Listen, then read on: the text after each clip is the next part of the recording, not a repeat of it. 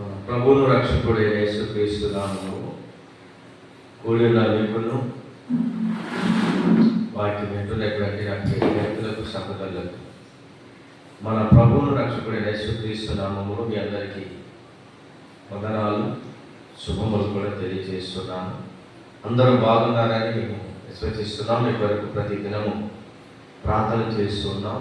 మీరు కూడా మా కొరకు ప్రార్థిస్తున్నారని మేము నమ్ముతున్నాం. ఈరోజు ఒక విషయాన్ని మీ ముందు పెట్టాలనే ఆలోచన కలిగి ఉన్నాం. మీరు ప్రతి నిత్యమును పరిశుద్ధ గ్రంథాన్ని చదువుతూ ప్రార్థన చేస్తున్నారని, మీ కుటుంబాల్లో ఆధ్యాత్మికంగా బలపరచబడుతూ దేవుని కనపరుస్తూ దేవుని యొక్క రాజ్యాన్ని భూమి మీద మీ ద్వారా స్థాపిస్తూ అనేకమైన వారికి మీరు ఒక సువార్త పత్రికలుగా ఉండాలని ప్రభు పేట నేను మీకు మనవి చేస్తూ ప్రార్థన చేస్తున్నాం. చాలా సంతోషం. మనం కొన్ని దినాల నుంచి ప్రభు యొక్క ఆత్మ అంటే దేవుని యొక్క పరిశుద్ధాత్మ గురించి మనం ధ్యానం చేసుకుంటూ వస్తున్నాం. ఒక్కొక్క కొద్ది నిమిషాలు, ఒక 20-30 నిమిషాలు దేవుని యొక్క వాక్యాన్ని ప్రతిరోజు మనము ధ్యానం చేస్తున్నాం. ఆ క్రమంలోనే ఆత్మని గురించి మీకు తెలియజేసుకుంటూ వస్తున్నాం. ఈరోజు కూడా కొన్ని విషయాలు మనం తెలియజేసుకున్నాం. మీ దగ్గర ఉన్నటువంటి పరిశుద్ధ గ్రంథాలను తెలిసి వాటిని ధ్యానించడానికి ఇష్టపడండి. ఎందుకంటే దేవుని యొక్క వాక్యము చదవటం ద్వారా మనకి జ్ఞానము అధికమవుతుంది. వినటము వలన విశ్వాసము కలుగుతున్నది. అది క్రీస్తుని గురించిన మాట వలన కలుగుతున్నది. ఆత్మ సంగములతో చెప్పుచున్న మాట చెవిగలవాడు వినులుగా కానీ కూడా వాక్యాల్లో మనం చూస్తున్నాం కనుక ఖచ్చితంగా మనము ఈ దేవుని యొక్క వాక్యాన్ని ధ్యానించడానికి మనము కొద్ది నిమిషాలైన సమయాన్ని ప్రభువుకి ఇవ్వాలి. ఎందుకంటే దేవుని యొక్క లేఖనాలు పౌలు మాట్లాడతాడు, దినములు చెడ్డవే కనుక సమయాన్ని పోనివ్వక సద్వినియోగం చేసుకొనండి, అజ్ఞానములే కాకుండా జ్ఞానము కలిగి నడుచుకోనండి అంటాడు. అంటే దినములు చెడ్డవి అంటున్నాడు. అంటే రోజులు చెడ్డవి, మంచివేమి మనకు కనబడటం లేదు. కానీ దినములు చెడ్డవి కనుక సమయాన్ని పోనివ్వకండి అంటాడు. సద్వినియోగం చేసుకోనండి, అజ్ఞానములే కాకుండా జ్ఞానము కలిగి జాగ్రత్తగా నడుచుకోనండి, లేదా జాగ్రత్తగా చూసుకోనండి. సమయాన్ని మాత్రం దేవునికి ఇవ్వాల్సిన సమయము దేవునికి ఇవ్వండి. తర్వాత మీ పని భారాల్లోనికి మీరు వెళ్ళండి, మీ పనులు మీరు చేసుకోనండి అన్నట్లుగానే ప్రభు యొక్క వాక్యము ద్వారా అపోస్తలుడైన పౌలు ఎఫెసీయులకు రాసినటువంటి పత్రిక 5వ అధ్యాయము 15వ వచనములో ఈ మాటలు ఆ పట్టణానికి లేకుంటే వెళ్ళినప్పుడు కానివ్వండి, లేకుంటే ఆ పట్టణానికి లెటర్లో రాసినప్పటికీ కానివ్వండి, ఆ మాటలు తెలియజేసినట్లుగా మనం చూస్తున్నాం. ఈరోజు అన్నిటికీ సమయమును ఇస్తున్నాము, కానీ ఈ రోజుల్లో మనము అన్నిటికీ సమయాన్ని ఇచ్చిస్తున్నాం. దేవుని వాక్యము వినటానికి, లేకపోతే దేవుని యొక్క వాక్యము చదవటానికి, ప్రార్థన చేయటానికి, దేవుని సన్నిధిలో పరిచర్య చేయటానికి, దేవుని సన్నిధిలో మనము కాసేపు కూర్చొని దేవుని సేవకులు చెప్తున్న మాటలు వినటానికి సమయాన్ని హెచ్చించలేకపోతున్నాం. ఇది చాలా ముళ్ళ మీద కూర్చున్నట్లుగానే చాలామంది దేవుని మందిరంలో ఒక అర్ధగంట సేపు కూర్చోలేనటువంటి పరిస్థితి. లోకములో కూర్చోవాలనుకుంటే వాళ్ళు బలల మీద లేకుంటే ఆయా చోట్ల వాళ్ళు కూర్చుంటారు. వీరు కాదు, కొంతమంది అలా కూర్చుని గంటల తరబడి సమయాన్ని హెచ్చిస్తూ ఉంటారు. నేనంటున్న విషయం ఏంటంటే, దుష్టుల ఆలోచన చొప్పున నడవక, పాపుల మార్గమున నిలవక, అపహాస్యకులు కూర్చుని చోటన కూర్చుండక అని దేవుని వాక్యము మనకి 1వ కీర్తనలో రాయబడి ఉన్నాయి. ఇది మనకందరికీ తెలిసిన విషయమే. ఎందుకంటే మనము దేవుని సన్నిధిలో కూర్చొని దేవుని మాటలు వినటానికి ఆసక్తి మనం ఎప్పుడైతే చూపుతామో, దేవుని సన్నిధిలో నుండి దేవుని వాక్యాన్ని వినటానికి మనం ఎప్పుడైతే మనసు పెడతామో, ఖచ్చితంగా దేవుడు మన జీవితాలకి ఒక మంచి ఆశీర్వాదాన్ని ప్రభు అనుగ్రహిస్తూ ఉంటాడు. లోకములో అలాగనే ఆయా రోడ్ల మీద, అరుగుల మీద మనం కూర్చుని సమయాన్ని హెచ్చించడం ద్వారా మనం ఏమి పొందుకోలేకపోవటమే కాకుండా ఆధ్యాత్మికంగా మనము నేర్చుకెళ్ళిపోతాం, చెమచిల్లిపోతాం, కోల్పోతాం, చోలిపోతాం, వ్యాసారిపోతాం. అంతేకాకుండా బలహీన పడతాం, లేదు మానసికంగా నలిగిపోతూ ఉంటాం. అదే దేవుని మందిరంలో దేవుని సేవకులు చెప్తున్న మాటలను బట్టి ఒక అర్ధగంట సేపైనా దేవుని మందిరంలో కూర్చొని దేవుని సేవకులు చెప్తున్న మాటలను వింటూ, లేదంటే మీ దగ్గర ఉన్నటువంటి పరిశుద్ధ గ్రంథాన్ని మీరు ఒక అర్ధగంట సేపు చదవటము ప్రారంభించినట్లయితే, లేకపోతే చదవటము మీరు చదువుతూ మొదలుపెట్టినట్లయితే, ఖచ్చితంగా దేవుని యొక్క వాక్యము ద్వారా ప్రభువు నీతో నాతో మనందరితో మాట్లాడి మన జీవితాలని బలపరుస్తూ ఉంటాడు. మన జీవితాలని బలపరచడమే కాకుండా ఆధ్యాత్మికంగా, ఆర్థికంగా, భౌతికంగా అన్ని విషయాల్లో మనము బలమని పొందుకుంటాం. ఆధ్యాత్మికంగా మనం జీవాన్ని పొందుకొని మనం ఒక మంచి ఆత్మీయంగా బలపడటానికి ఒక మొదటి వ్యక్తిగా వంటది వాక్యం చదవటం అయినా సరే, వినటమైనా సరే. అలాగనే మనము దేవుని వాక్యాన్ని వినటానికి, చదవటానికి, ప్రార్థన చేయటానికి, దేవుని పని చేయటానికి, దేవుని యొక్క పనిలో పాలుభాగస్సు అవటానికి, దేవుని కొరకు మనం సాక్షులుగా జీవించడానికి, దేవుని కొరకు మనము ప్రతినిధులుగా ఉండటానికి కొరకు ప్రతి ఒక్కరము కూడా మనం అలాగే ఉండాలి. ఎందుకంటే ఇది కడవరి దినాలలో ఉన్నాం. ప్రభు యొక్క రాకడి అతి సమీపంలో ఉన్నదని, లేకుంటే అతి త్వరలో ప్రభు రాబోతున్నాడని ఈ విషయాలు మనము చాలా సంవత్సరాలు చెప్పుకుంటూ వస్తున్నాం. మరి ఎక్కువగా ఈ సంవత్సరం మనం చూస్తున్నాం. ఎందుకంటే ఆ ప్రభు యేసుక్రీస్తు మత్తయి సువార్త 24వ అధ్యాయంలో 25వ అధ్యాయంలో చెప్పినట్లుగానే భూమి మీద జరుగుతున్న విషయాలు మనం కనులా చూస్తున్నాం. కనీసం ఆ ప్రాంతాల్లోనికి మనం వెళ్ళకపోయినా మన కాలంలో, లేకుంటే మన తరంలో జరుగుతున్న విషయం ఏంటంటే వాట్సాప్ల ద్వారా, యూట్యూబ్ల ద్వారా, మనం ఇవన్నీ ఫేస్బుక్ల ద్వారా మరి ఇరాక్ అలాగే అనేకమైనటువంటి దేశాల్లో ఇప్పుడు జరుగుతున్నటువంటి యుద్ధాలని మనం చూస్తున్నాం. అది కనులారా చూస్తున్నట్లే మనం, ఎందుకంటే యూట్యూబ్లు, వాట్సాప్ల ద్వారా చూస్తున్నామంటే కనులారా చూసినట్లుగానే. అంటే ప్రభు యేసుక్రీస్తు మత్తయి సువార్త 24-25 అధ్యాయాల్లో రాయబడినటువంటి మాటలు అంటే దేశము మీదకి దేశము యుద్ధాలు జరుగుతాయి, భూకంపాలు వస్తాయి, కరువులు, కాటకాలు ఇవన్నీ జరుగుతాయి, నా రాకడికి ముందు ఇవన్నీ కూడా జరగబోతున్నాయి, ఇవన్నీ చెప్పినట్లుగానే ఇవన్నీ జరుగుతున్నాయి మనం చూస్తున్నాం. మరి ఇలాంటివి మనం చూస్తూ అలాగనే ఊరుకుంటే కాదు కదా, వాళ్ళ కొరకు ప్రార్థన చేయాలి, సమాధానం కొరకు, ఎందుకంటే సరిహద్దుల యొక్క సమాధానం కొరకు ప్రార్థన చేయాలి. దాంతో పాటు ప్రార్థనతో పాటు మనము కూడా రాకడ సమీపిస్తున్నదని తెలుసుకొని, గుర్తించుకొని మనము కూడా సిద్ధపడాలి. అనేకమైనటువంటి వారిని మనం సిద్ధపరచాలి అనేటువంటి దాని గురించి అక్కడ వాక్యంలో మనకు తెలియజేయబడుతున్నాయి. కనుక దయచేసి ఈరోజు నేను మీతో మాట్లాడుతున్న విషయాలను, ప్రతిరోజు నేను మీతో చెప్తున్న విషయాలు ఒక 30 నిమిషాలు మాట్లాడుతూ వస్తున్నాను, ఒక అర్ధగంట సేపు మాట్లాడుతూ వస్తున్నాం. ఎందుకంటే దేవుని వాక్యంలో కొన్ని మాటలు మీకు తెలియజేస్తూ ఉన్నాం. మీకు తెలియదని కాదు, మీకు నాకంటే మీరు జ్ఞానం కలిగిన వారు, నాకంటే విద్యావంతులు, నాకంటే మంచి సదవరులు, మంచి బోధకులు కూడా. అయితే పిల్లల దేవుడు నాకు ఇచ్చిన ఈ యొక్క పరిధిలో నాకు ఇచ్చిన జ్ఞానాన్ని బట్టి కొన్ని విషయాలను మీకు హెచ్చరిక చేస్తూ కొన్ని వాక్యంలో ఉన్న విషయాలని బోధించుకుంటూ వస్తున్నాం. ఈ దాదాపుగా నేను ఈ నెలలో ప్రారంభం నుంచి కూడా ఇప్పటి వరకు కొన్ని దినాలు ఆబ్సెంట్ అయినా ప్రతిరోజు నేను మాట్లాడుకుంటూనే వస్తున్నాను. ఆ ప్రతిరోజు మాట్లాడుతున్న మాటల్లో ఏ విషయాన్ని ఎక్కువగా నేను మీతో మాట్లాడుకుంటూ పంచుకుంటూ వస్తున్నానంటే పరిశుద్ధాత్మ అనేటువంటి మాటని నేను తీసుకుంటున్నాను. ఒకే ఒక మాటను తీసుకుని దాన్ని కొద్ది నిమిషాలు మీకు తెలియచేసుకుంటూ వస్తున్నాను. తెలియదని కాదు, మీకు తెలుసు. అయితే ఎందుకు అంటే నేను ఆ విషయాలను బోధించడానికి ఎందుకు నేను అలాగా నిలబడి మాట్లాడుతున్నానంటే పరిశుద్ధాత్మ దేవుడు నన్ను నిలబెట్టింది, లేకపోతే నన్ను బలపరిచింది, నన్ను సజీవుడిగా ఉంచింది, నన్ను ఈ విధముగా బలపరిచి ఎదుట నిలబెట్టింది ఎవరంటే సాక్షాత్తు ప్రభువైన దేవుడు పరిశుద్ధాత్మిక అభిషేకం నన్ను నిలబెట్టింది. ఎందుకంటే దేవుని లేఖనాలు నరపుతుడానికి చక్కగా నిలవబడుము అని మాట్లాడుతూ ఉంటే వాక్యం. ఎందుకంటే మాట్లాడేది మీరు కాదు, నా తండ్రి యొక్క ఆత్మ మీలో నుండి మాట్లాడుతున్నది అనేటువంటి విషయాలు కూడా మనం పరిశుద్ధ గ్రంథంలో మనం చూస్తాం. ఎందుకంటే ఆ మాటలు బట్టి నాకు బాగా ఎందుకు ఆలోచన కలిగి ఉన్నాను, మాటలే చెప్తున్నానంటే కేవలము నన్ను నిలబెట్టి బలపరిచి మాట్లాడేది నాకున్నటువంటి చదువు కాదు. ఎందుకంటే నాకు చదువు లేదంటే ఎవరు నమ్మరు. అది వాస్తవం. అది నా ఇంటి వారికి, నా ప్రాంతీయ ప్రజలకు మీకు మాత్రం తెలుసు. అయితే చదువు లేకుండా మీరు ఎలాగ దేవుని వాక్యంలో నుంచి మాట్లాడుతున్నారని ఆలోచిస్తున్నప్పుడు నేను కూడా చాలాసార్లు ఆశ్చర్యపోతూ ఉంటాను. దేవుని యొక్క ఆత్మ అంటే దేవుని యొక్క లేఖనాలు అంటే ప్రభువే ఆత్మ. ఆ యొక్క ఆత్మ ఎక్కడైతే ఉంటుందో అక్కడ మీకు స్వతంత్రము కలదు అని వాక్యంలో చూస్తాం.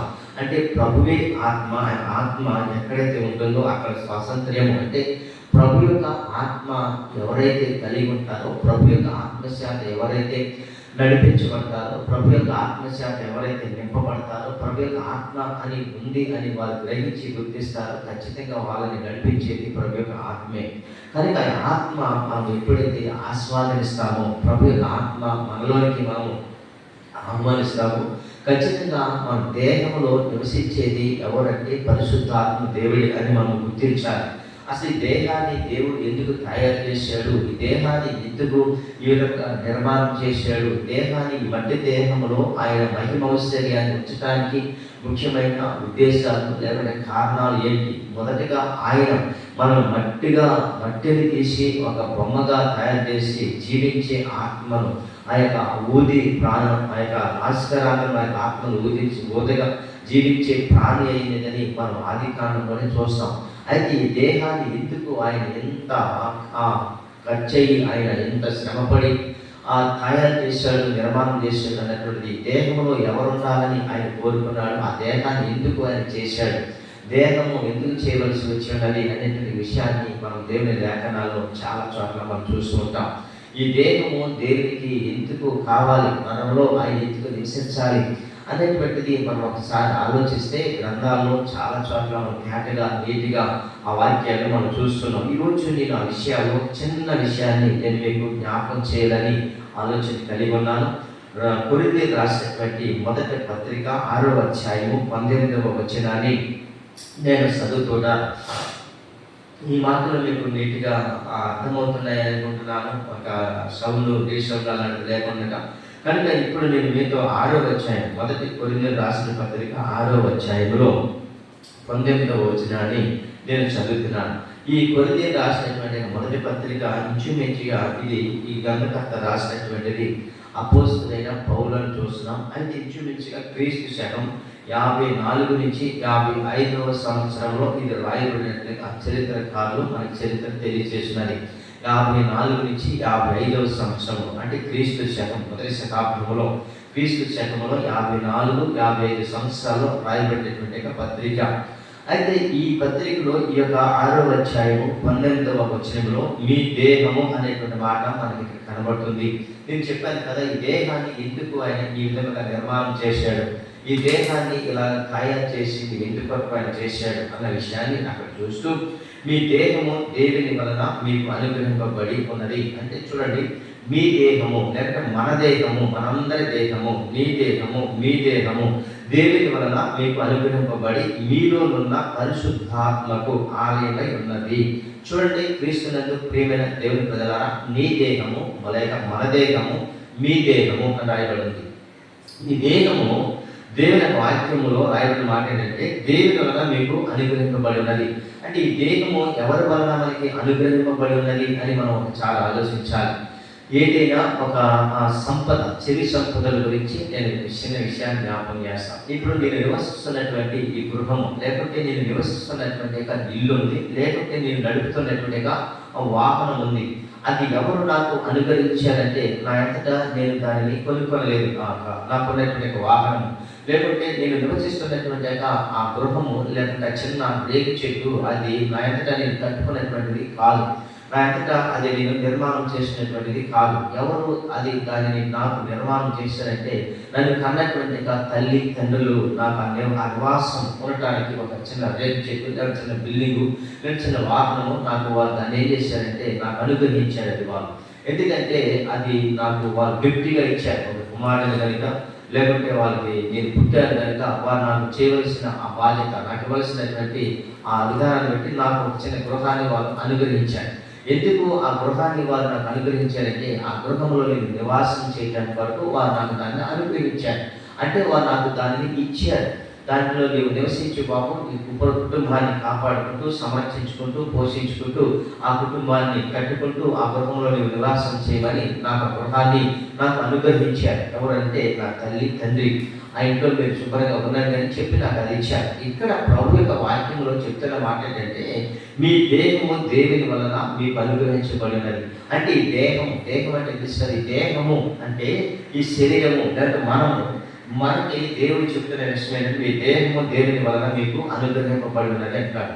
అంటే ఒక గృహము నాకు తల్లిదండ్రులకి ఎలాగైతే అనుగ్రహించాడో దేవుడంట మనకు అందరికీ మన దేహాన్ని ఆయన దేవుని వలనే అనుగ్రహింపబడేటువంటి ఈ దేహం అంట.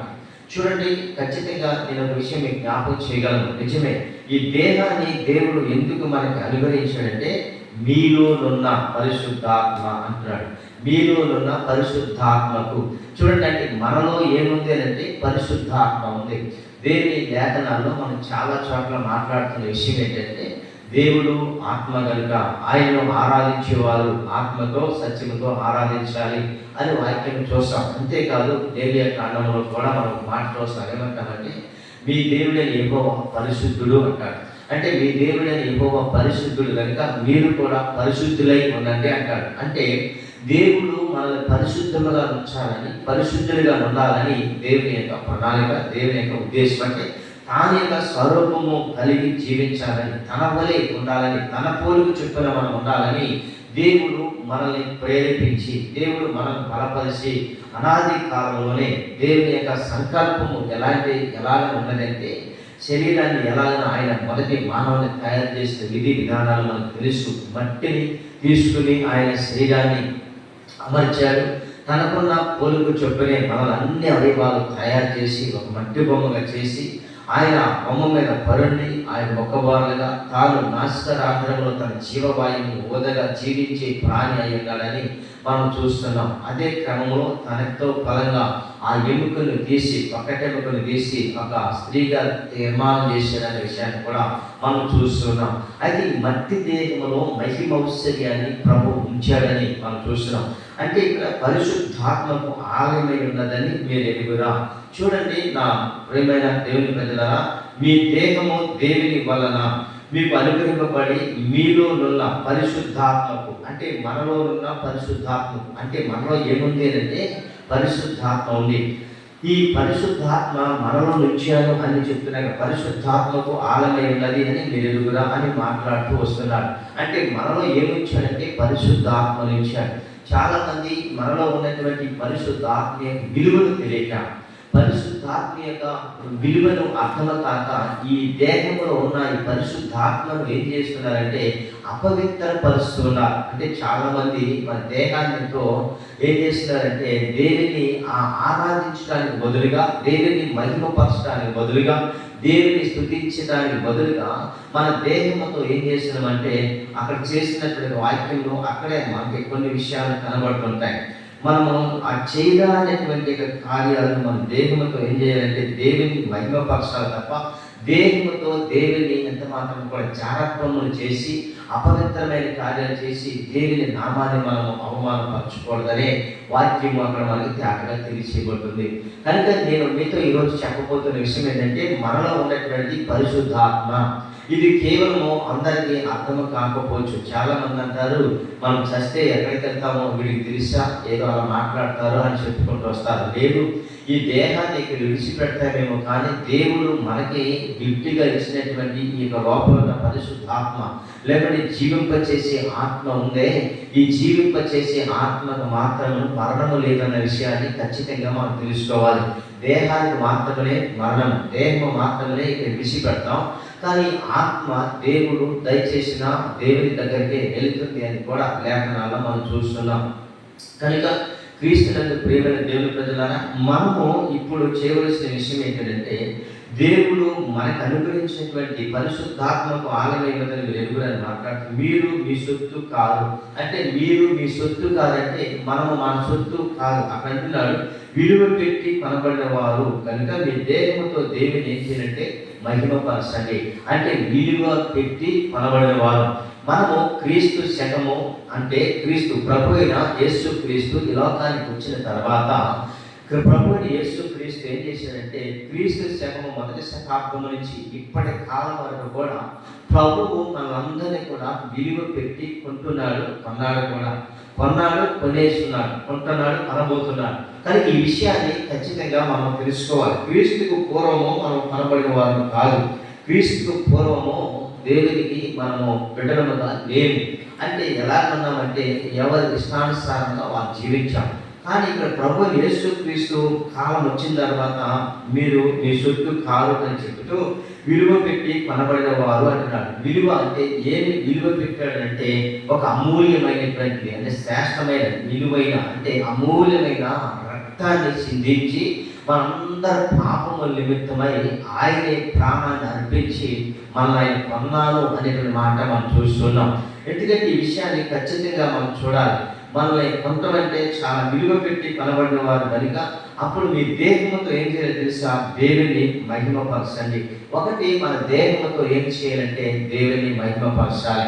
ఎందుకు దేవుని మహిమపరచాలంటే దేవుని ఆత్మ మనలో ఉంచాడు కనుక, దేవుడు మనలో నివసిస్తున్నాడు కనుక, దేవుడు మనలో ఉన్నాడు కనుక ఖచ్చితంగా మనము దేవునికి ఏం చేయాలంటే అక్కడ అంటున్నాడు దేవుని వాక్యములో 18వ వచనంలో చూస్తున్నాను, ప్రతి మనుష్యుడు చేయు ప్రతి పాపమును దేహమునకు వెలపల ఉన్నది కానీ జాగ్రత్తము చేయువాడు తన సొంత శరీరమునకు హానికరముగా పాపము చేయుచున్నాడు అంటున్నాడు.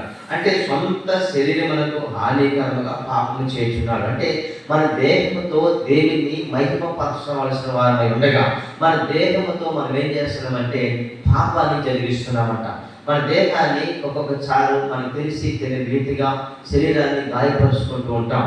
శరీరంతో అనేకమైనటువంటి ఇచ్చలకి అప్పగిస్తూ ఉంటాం. అంటే అది ఆ విధముగా మేము చేయకూడదనే విషయాన్ని అక్కడ మనకి తేటగా తెలియజేసినది. మనుషులు చేయు ప్రతి పాపమును దేహమునకు వెలుపల ఉన్నది కానీ, అంటే జాగ్రత్తము చేయవాడు తన సొంత శరీరమునకు హానికరముగా పాపము చేయుచున్నాడు. కనుకనే మీ దేహము దేవుని వలన మీకు అనుగ్రహింపబడి ఉన్నది అని దేవుని వాక్యంలో చూస్తున్నాం. కనుక ఈ వాక్యము మనకి స్పష్టంగా అపోస్తలుడైన పౌలు ఈ కొరింథీ యొక్క పట్టణానికి వెళ్ళినప్పుడు చెప్తున్న విషయం ఏంటంటే, మీ దేహములో నివసిస్తున్నది మీరు కాదు, మీ దేహము అసలు మీది కాదు. దేహము ఎవరిచ్చింది అంటే దేవుని వలన అనుగ్రహించబడినటువంటి గొప్ప వరమది. అంతేకాదు ఆ దేహములో అనుగ్రహించినటువంటి దేహములో ఎవరు నివసిస్తున్నారంటే మీరు కాదు, దేవుని పరిశుద్ధాత్మ నివసిస్తున్నదని మీరు ఎరగాలి. దేవుని పరిశుద్ధాత్మ మీలో సంచరిస్తున్నాడని మీరు గుర్తించాలి. అంటే అలా మాట్లాడుతూ చివరికి అంటున్నాడు, మీరు అసలు మీ సొత్తు కానే కాదు, అసలు మీ సొత్తు కానే కాదు, ఎందుకంటే మీరు విలువ పెట్టి కొనబడిన వారు అనేటువంటి వాక్యాన్ని మనం చూస్తున్నాం. అంటే పరిశుద్ధాత్మకు ఆలయమై ఉన్నది మన దేహము. ఈ పరిశుద్ధాత్మకు ఎప్పుడైతే ఆలయమైనది దేహము, దేహముతో దేవుని మహిమపరచాలి తప్ప దేహముతో దేవుని నామాన్ని అవమానపరచకూడదని దేవుని యొక్క వాక్యంలో మనం చూస్తున్నాం.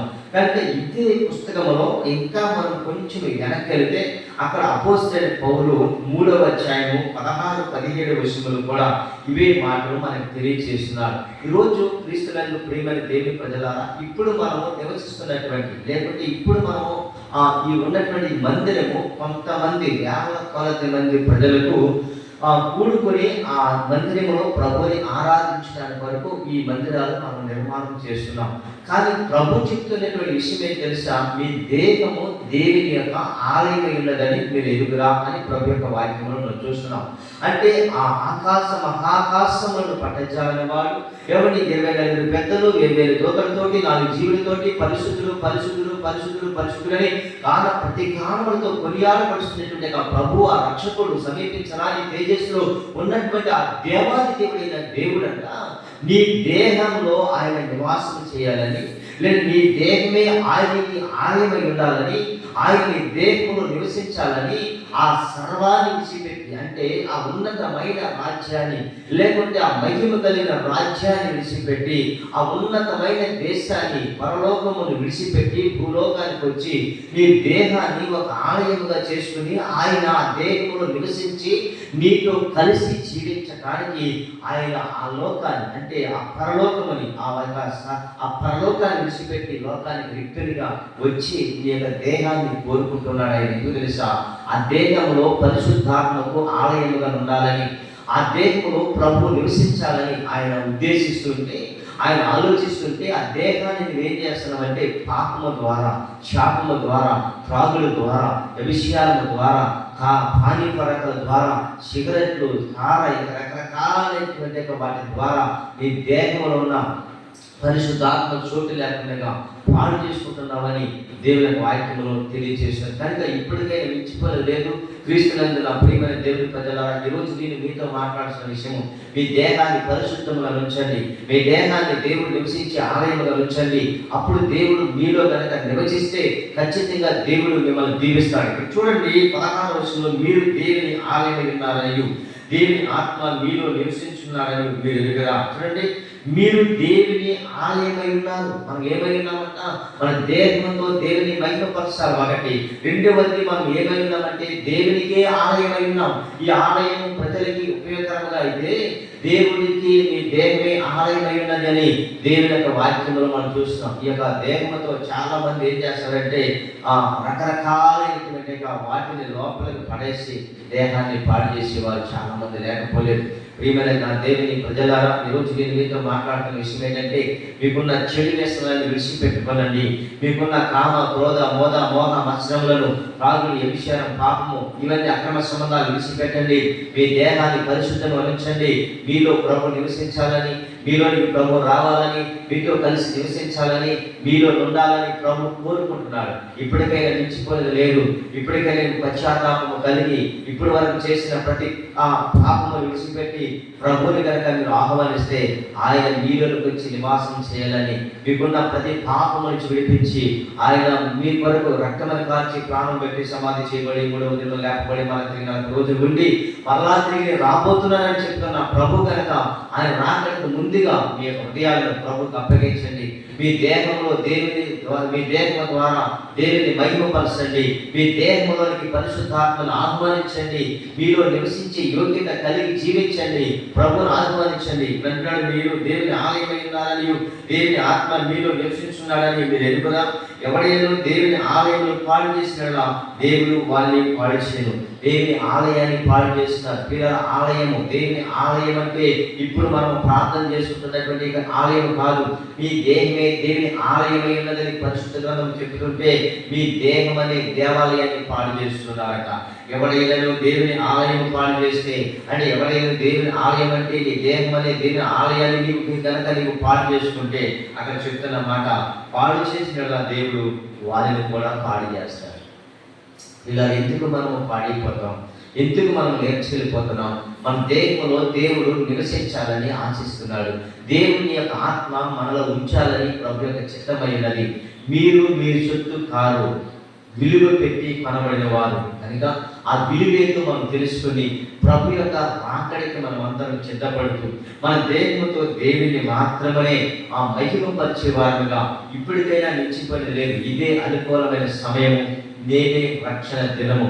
నేడు అనే సమయం ఉండగానే, రోజు ఉండగానే ప్రభు చెందికి వచ్చి, ప్రభువా నేను పాపినయ్యా, ప్రభువా నేను దోషము చేసి పాపము చేశానయ్యా, ప్రభువా నేను మోసము చేశానయ్యా, ప్రభువా ఇంతకాలము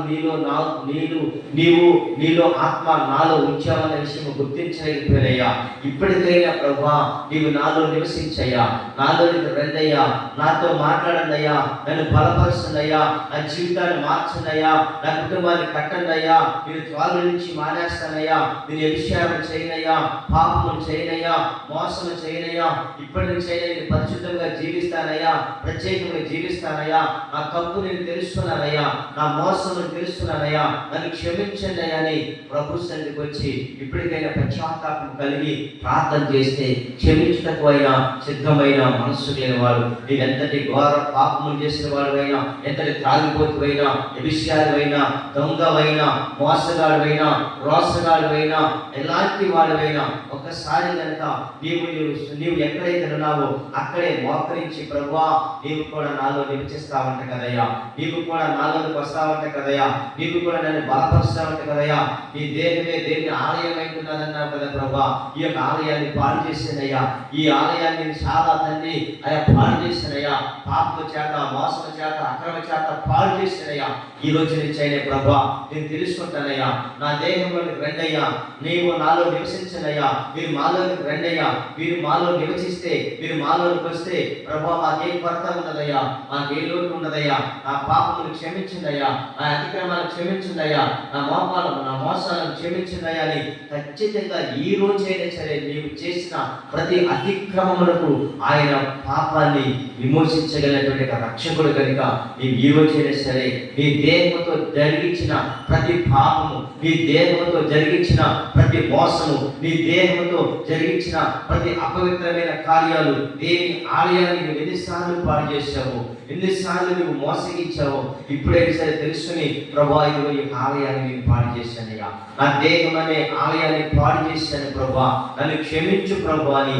ఖచ్చితంగా నువ్వు ఈ రోజుకైనా సరే అడిగి దేవుని సన్నిధికి వచ్చి మోకరించి ప్రార్థన చేస్తే ఖచ్చితంగా నా ప్రభు మిమ్మల్ని దీవిస్తాడు, మారు మనసు తగిన ఫలమనిస్తాడు, ప్రభు మిమ్మల్ని అభివృద్ధిపరుస్తాడు.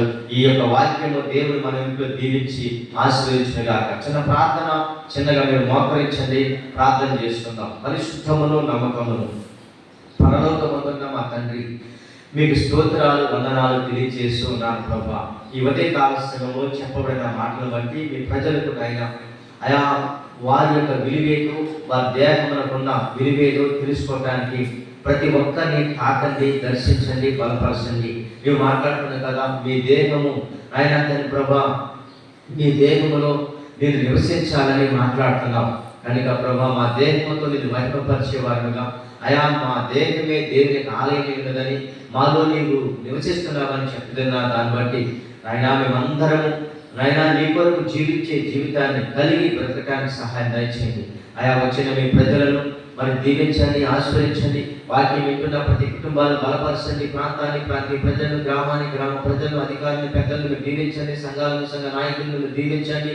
వాక్యం వింటున్న ప్రతి ఒక్కరిని కూడా మీరు ప్రభా బలపరిచి వాళ్ళ హృదయాన్ని కదిలించి, ప్రేరేపించి, ఆకర్షించి మహిమ తెచ్చుకోమని, సమస్త ఘనత మహిమ ప్రభావం మీరు పొందుకోమని మీ కుమారుడు రక్షకుడైన యేసుక్రీస్తు నామములో ప్రార్థనలు సమర్పించి పొంది ఉన్నాము తండ్రి.